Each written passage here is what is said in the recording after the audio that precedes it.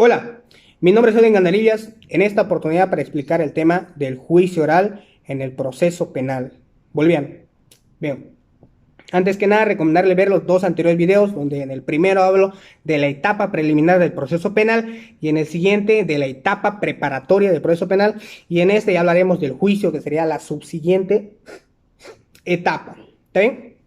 Eso para que estemos en la misma línea de tiempo en la que voy a estar explicando. Bien, entonces comenzamos con que finalizó los 6 meses de la etapa preparatoria, que no lo dice textualmente el artículo 323, pero sí el artículo 134 del Código de Procedimiento Penal, que establece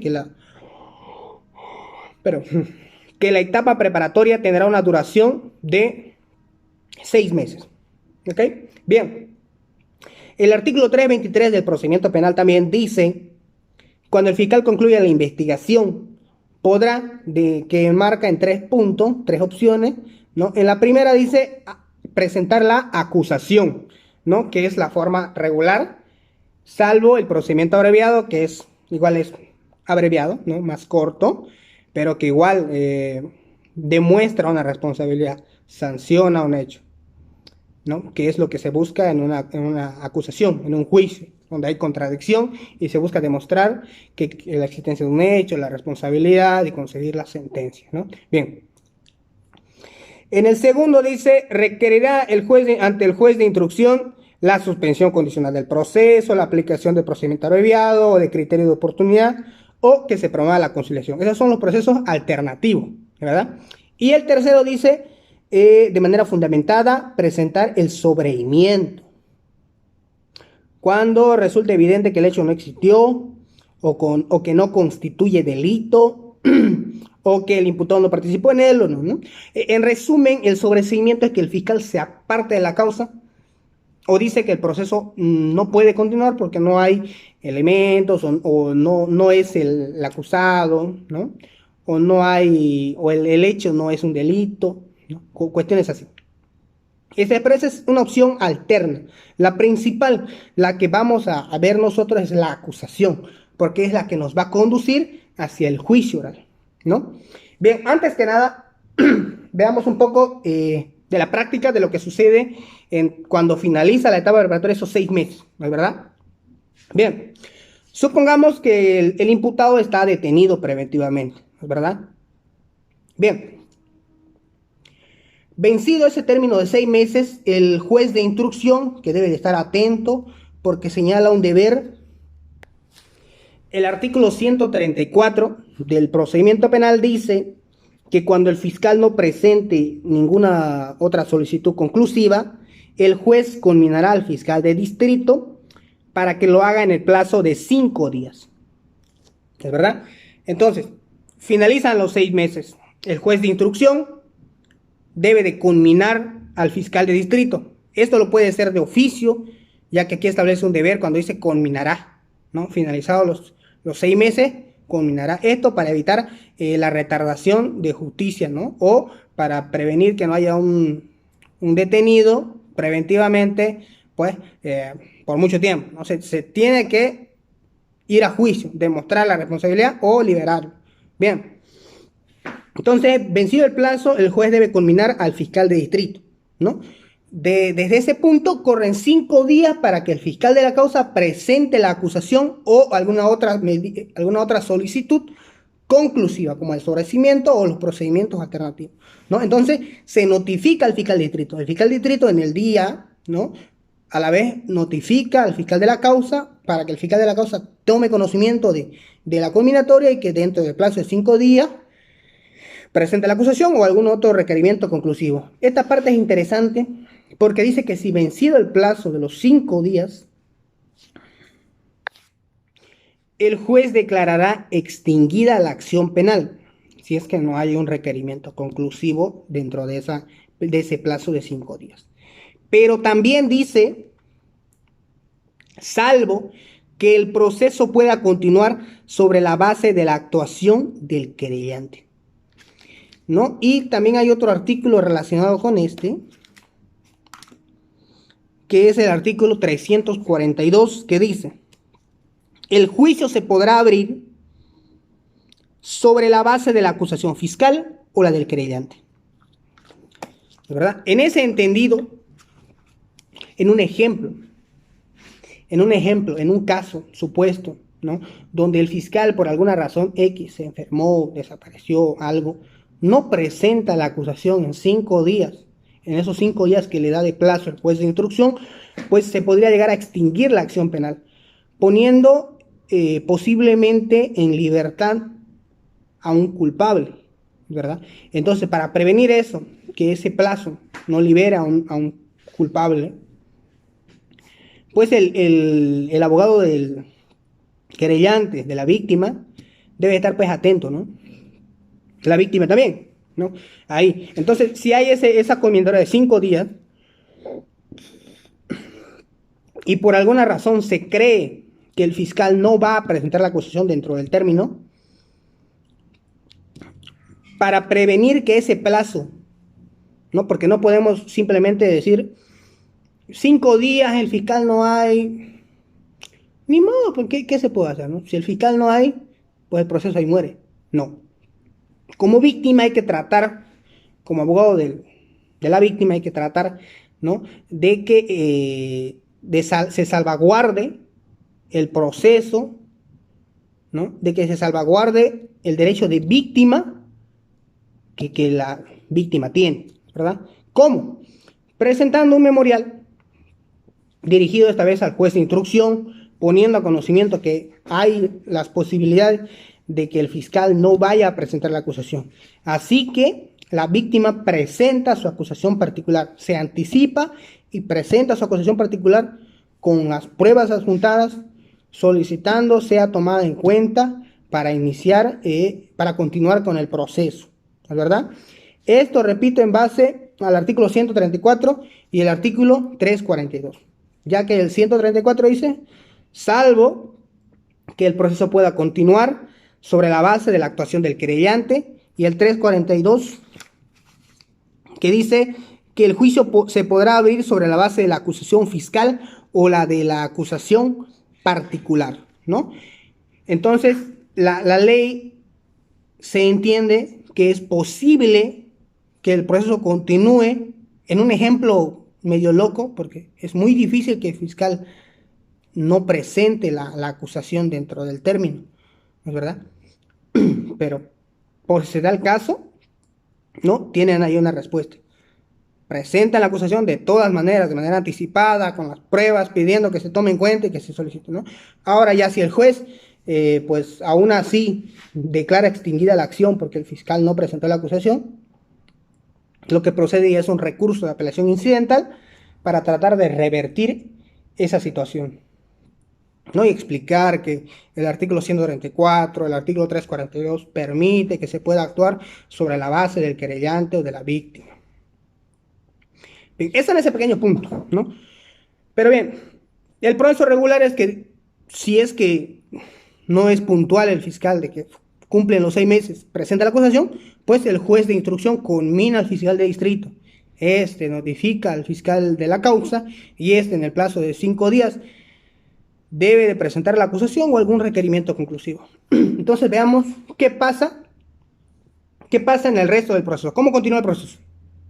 Vamos a ver.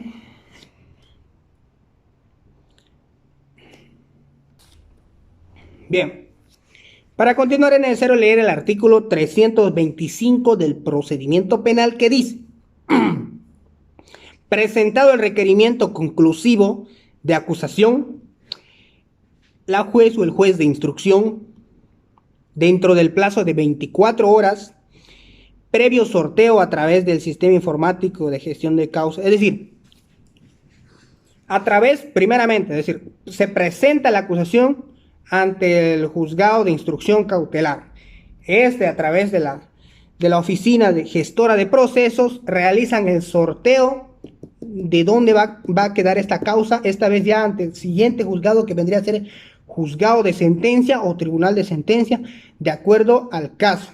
¿Okay? Digamos en el ejemplo que cae en un tribunal de sentencia, pongámosle tribunal décimo, listo, ya es el juzgado quinto de instrucción, cae en el juzgado décimo. Dice que dentro de las 24 horas remitirá, ¿no?, los antecedentes ante el juez o tribunal de sentencia que haya tocado en el sorteo, ¿no? Entonces, se sortea, juzgado décimo, desde ese punto, 24 horas para remitir el expediente, todos los antecedentes ante el tribunal que le haya tocado en el sorteo. Bien, ¿qué más? Esta vez ya el artículo 340 del procedimiento penal, que dice lo siguiente: recibida la acusación ante el tribunal competente, se debe erradicar la causa en el día. Es decir, tribunal décimo, ¿no es verdad? Me remiten un expediente, paso a conocimiento del juez. El juez dentro del día debe de radicar la causa. Se da por radicada la causa. Es decir que ese tribunal a partir de ese momento va a tomar conocimiento, control y jurisdicción sobre ese proceso. Muy bien. Dentro del día. Bien. Posterior a eso existe el trabajo de que ahora hay que notificar al Ministerio Público, al fiscal de la causa, ¿no? A través, obviamente, de la oficina gestora de proceso. Se notifica a la fiscalía para que en el plazo de 24 horas presente las pruebas de manera física, ¿no? Para que presente ya sea el arma, pues las ropas, ¿no?, todo lo que tenga en físico, que lo presente, ¿no?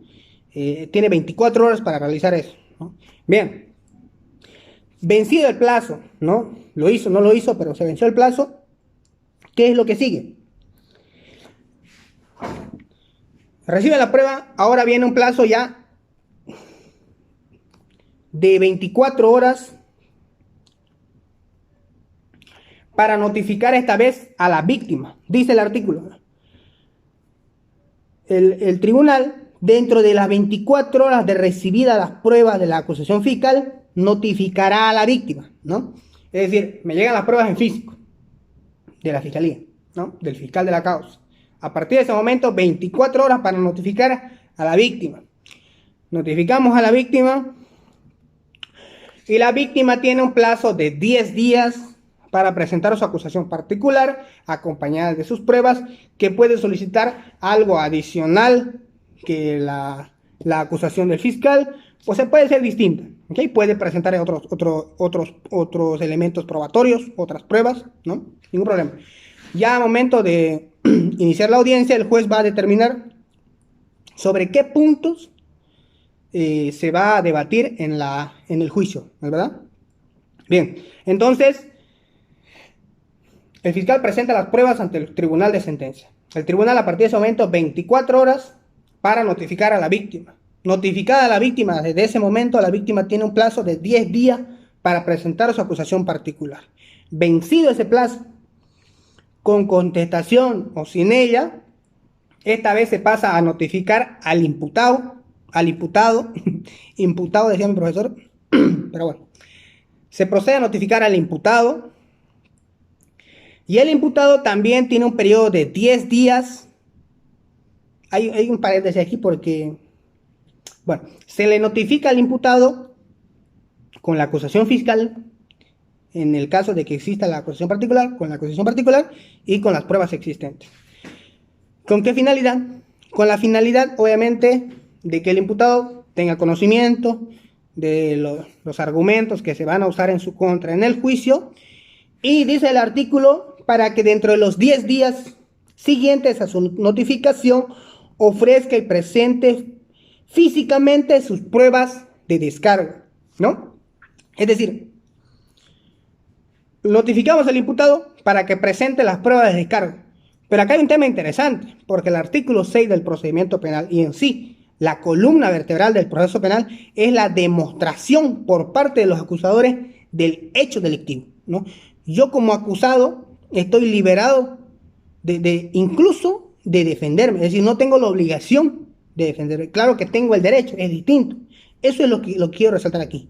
Habla de que el imputado tiene el derecho de presentar pruebas de descargo que él crea conveniente, pero no tiene la obligación, ¿de verdad? Porque la sola duda debería de favorecer al acusado. Se podría decir que en un proceso la parte de la defensa del imputado tendría la finalidad, uno, de demostrar la inocencia del acusado o por lo menos generar la duda respecto a los argumentos establecidos en todo el legado acusatorio, ¿no? Todos los argumentos, como defensa yo puedo generar la duda, y si genero la duda, el juez ante esa duda debería de favorecer al acusado, ¿no? Porque ese es un principio, el principio in dubio pro reo, ¿no? Ante la duda se tiene que favorecer al reo, al acusado, ¿no? Y no hablo aquí de defender a un culpable, que es un tema controversial, ¿no? Pero el proceso, ¿no? El proceso, centrémonos en el proceso penal, porque si nos ponemos en el tema moral, es medio conflictivo, ¿no? Medio que nos conflictuamos de que, ¿por qué está defendiendo a un culpable, ¿no? Es que lo que pasa es que no sabemos si es culpable, ¿no? Ahora, si sabemos que es culpable, de todas maneras la ley lo permite, y recordemos que la ley está aprobada por el pueblo, ¿no? Eso es la democracia. La mayoría del pueblo aprueba las leyes, y la ley otorga derechos. Y dentro de los derechos, lamentablemente, está la de defenderse, lamentablemente, aún cuando uno es culpable.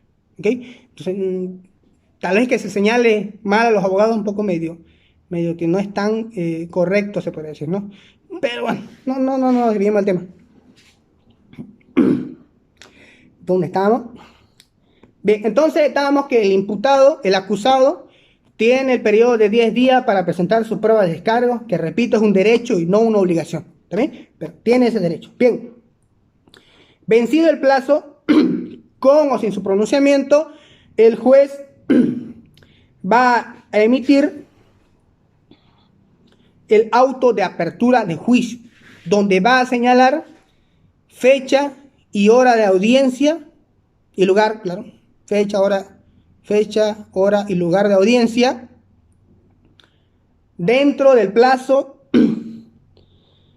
de entre 20 y 45 días a llevarse a cabo la audiencia de juicio oral.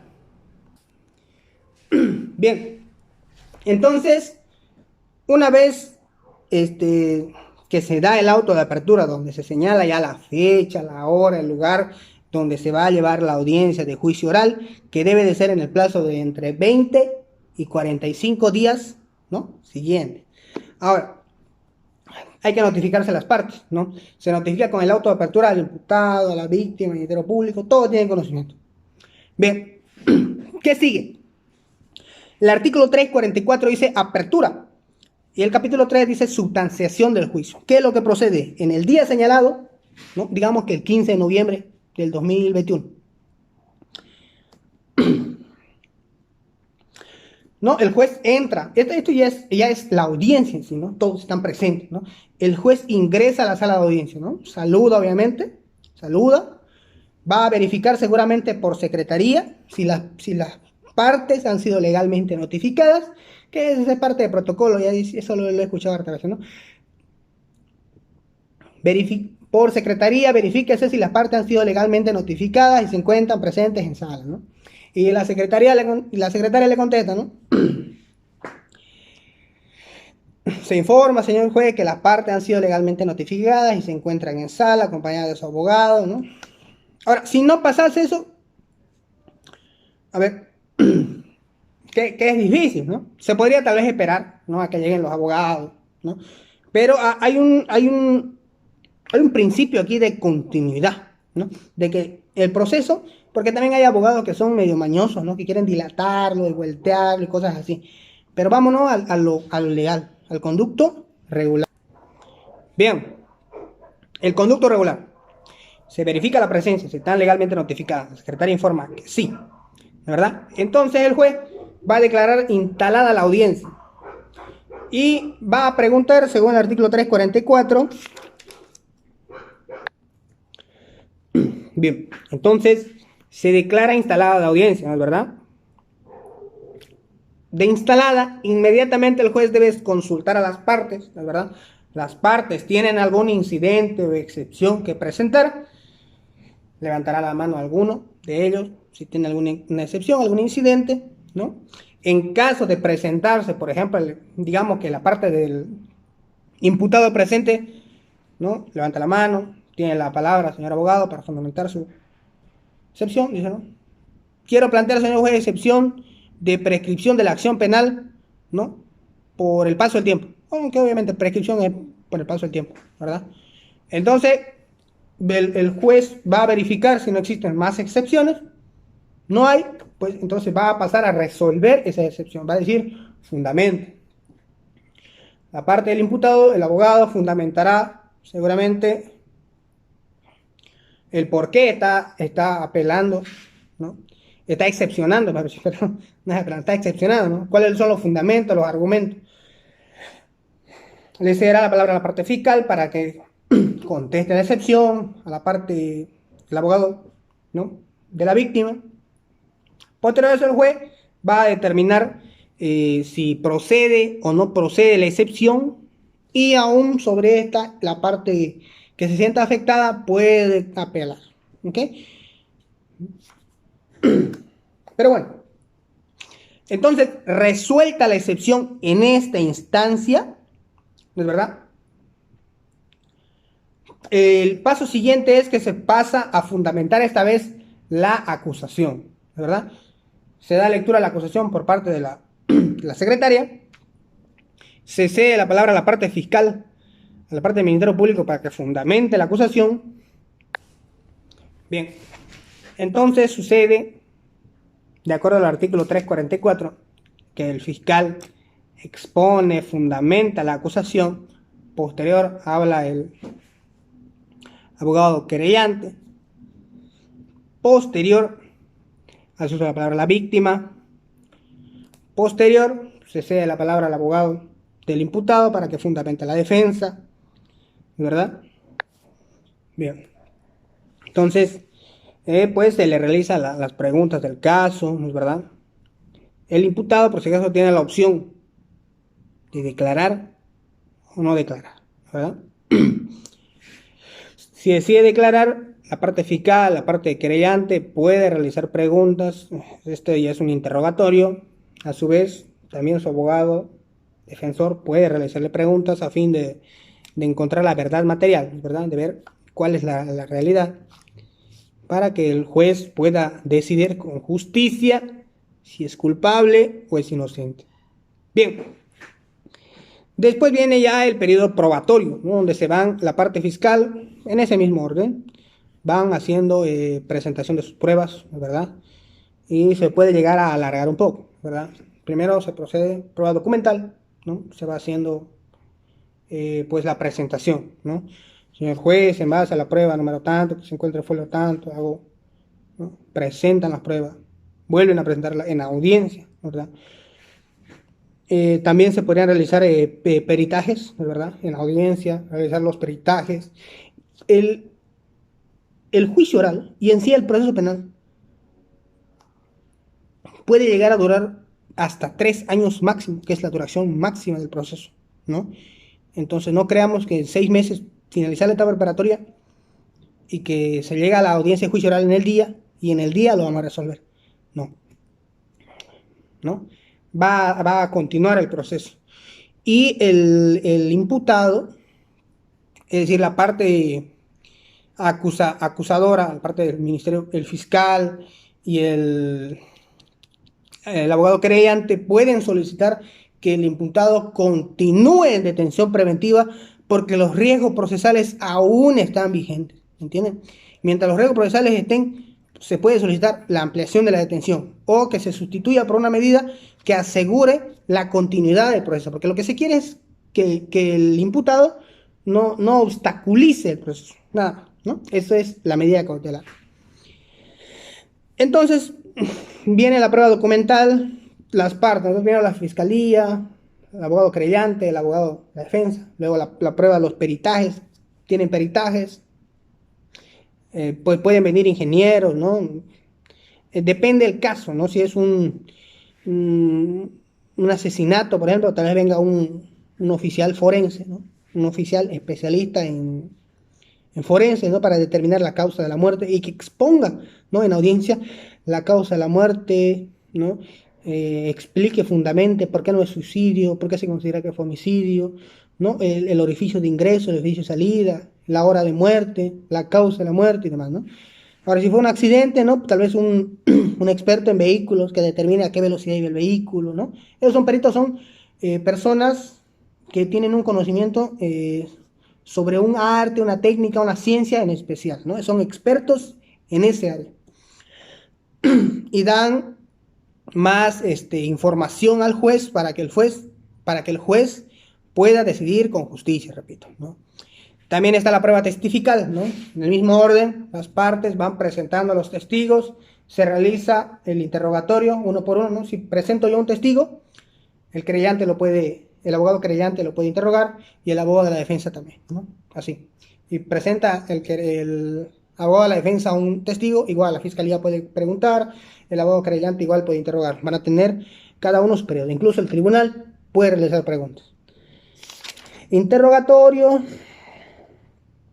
Ahí entra el tema de objeción, señor juez, ¿verdad? Cuando la pregunta es un poco burlesca o es medio tendiente a querer confundir al interrogado, cuestiones así.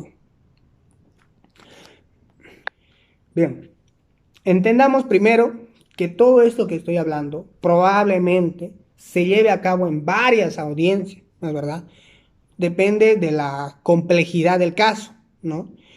Entonces puede demorar varios. El peritaje hoy día, tal vez no llegue la hora, somos humanos, tenemos que descansar, se declara una pausa y se señala para el día siguiente, ¿no? O para cuando tenga libre en la agenda del tribunal, ¿verdad? Bien, entonces supongamos que ya se presentaron todas las pruebas. El artículo 356 dice, terminada la recepción de las pruebas, el fiscal, el querellante y el defensor del imputado, en ese orden, formularán sus conclusiones. Informe oral. Posterior a las conclusiones, la víctima, dice el artículo, y desea exponer, se le concederá la palabra, aunque no haya intervenido en el proceso, ¿no? Es decir, la víctima tiene el derecho, esa opción, de dirigirse al juez y pedir algo, o relatar algo, ¿no? Decir lo que quiera, pero mientras margen del respeto, digamos, ¿no? Pero tiene esa opción. Y de último, el imputado tendrá la opción de manifestar algo más, ¿no? Sobre el proceso. Bien. Entonces ya todos han hablado, se han presentado las pruebas. El tribunal pasa un momento a una sala secreta, ¿no? Donde van a deliberar sobre si consideran que el acusado es culpable o es inocente, ¿no? Finalizado ese periodo, ese mismo día deberán de dictar sentencia, donde van a fundamentar también ellos, ¿no? Los argumentos que se tomaron en cuenta para llegar a la conclusión de que sea culpable o inocente, o tal vez culpable en parte e inocente en parte, ¿no? Es decir, se ha demostrado el delito de homicidio, pero no así el de secuestro, y cosas así, ¿no? Bien, entonces, y listo, ¿no es verdad? Se ordena la sentencia y pues si es culpable, pues el acusado nuevamente va a ser dirigido hacia la cárcel donde va a cumplir su condena, ¿no? Y si estuvo en detención preventiva, ese periodo de tiempo ya se le va a contabilizar como parte de la condena. Y si es declarado inocente, pues, pues bueno, recupera su libertad. Bien. Eso, me alargué mucho esta vez. El próximo video será recurso y ya, muy largo el video. Hasta la próxima, no olviden apoyarme, suscribirse, que eso me motiva mucho a continuar subiendo videos, ¿ok? Hasta la próxima.